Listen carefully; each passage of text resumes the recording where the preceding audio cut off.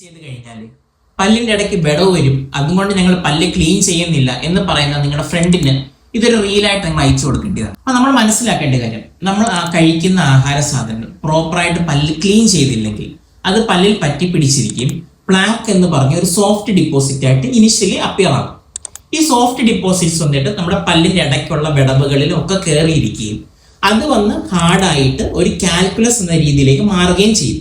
അപ്പൊ നമ്മൾ ഡോക്ടറുടെ അടുത്ത് വന്നിട്ട് ഈ കാൽക്കുലസിനെയൊക്കെ റിമൂവ് ചെയ്യുമ്പോൾ നിങ്ങളുടെ പല്ലിന്റെ ഇടയ്ക്കുള്ള വിടവ് കുറച്ചുകൂടെ ക്ലിയർ ആയിട്ട് കാണാൻ വേണ്ടി പറ്റും. പക്ഷെ പേഷ്യന്റ് ചോദിക്കും, ഡോക്ടറെ പക്ഷെ ഇതൊന്നും ഞങ്ങൾ ഇനിഷ്യലി വിടവൊന്നും കണ്ടില്ലല്ലോ, എന്താ കാരണം? ഈ വിടവ് കാണാത്തതിന്റെ കാരണം ഈ കാൽക്കുലസിന്റെ ഏകദേശം ഒരു കളറും പല്ലിന്റെ കളറും ഏകദേശം മാച്ച് ചെയ്യുന്ന ഒരു കളറാണ്. അപ്പൊ ആൾക്കാർ തെറ്റിദ്ധരിക്കും നമ്മുടെ പല്ലിനിടയ്ക്കുള്ള വിടവുകളല്ല ഈ അഴുക്കിരിക്കുന്ന അല്ലെങ്കിൽ പല്ലിരിക്കുന്നതാണെന്ന് ചിന്തിക്കും.